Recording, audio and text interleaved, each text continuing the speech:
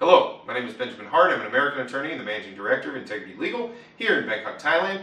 In this video today, we're going to be discussing some recent developments with respect to Thai authorities taking certain new steps with respect to how so-called ICOs or initial coin offerings are going to be regulated and are going to be dealt with here in the kingdom. For those who are unfamiliar, since the sort of advent and later boom of the so-called cryptocurrency movement, initial coin offerings are akin to like initial public offerings of something like stock in a company, except for initial coin offerings are offerings of new coins that then are basically brought out, and sold's the wrong word, but the thinking is they're brought out into wider use in the public as sort of a cryptocurrency, online currency, or coin system that sort of operates separate and apart or in its own sort of ecosystem with respect to its own sort of economy.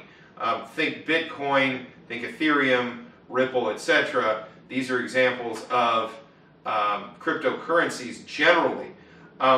What's interesting here, and I'll get into a recent article I was reading, but what's interesting here is this more pertains to certain developments that I read occurred with respect to Kodak and an ICO or initial coin offering that Kodak undertook, which had some rather dramatic impact on their stock price, as well as a rather dramatic impact on that company's fortunes as of late. I won't get into the details of that specifically. I would urge folks that are watching this to maybe go do a little research on that topic generally, as that was a rather interesting set of developments, and it sort of dovetails into this segue here, where we discuss a recent article in the Bangkok Post, published January 31st, 2018. The article title is ICOs must first inform public via SET. Quoting directly, SET listed companies planning to raise funds through an initial coin offering need to inform the boards about such deals before embarking on fundraising.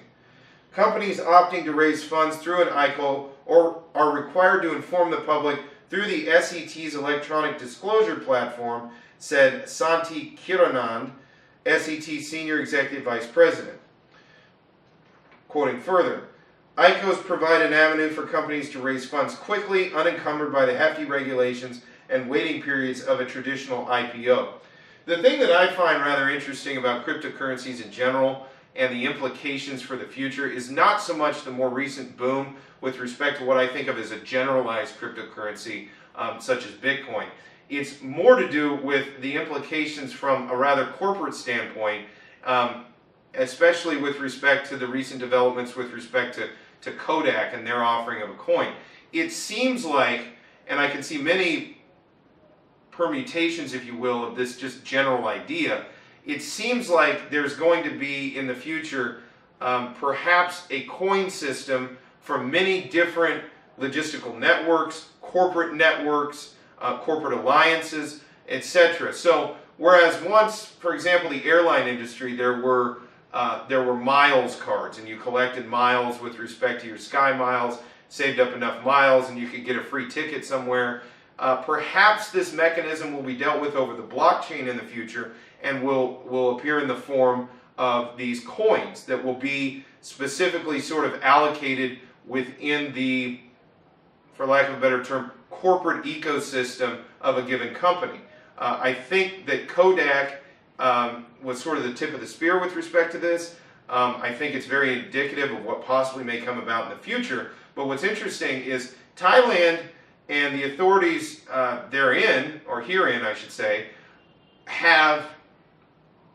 seem to have seen the urgency with taking this issue seriously, seem to be understanding rather quickly the fundamental changes that can result as a consequence of sort of broad-based embracing of this notion of cryptocurrencies, of this notion of the blockchain, of this notion of these coins.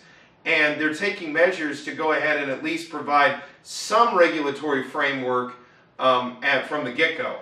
So I think that this is a relatively positive sign. I think it's a positive sign for those who are interested in the crypto world. And this video should not be viewed as an endorsement or a non-endorsement, for that matter, of cryptocurrencies or the cryptocurrency sort of universe, if you will. It's more a video to sort of analyze the possible future ramifications of this phenomenon, and how the Thai authorities seem to be rather quickly coming up with at least a nascent regulatory framework for dealing with this rather new development in both the financial as well as the business world.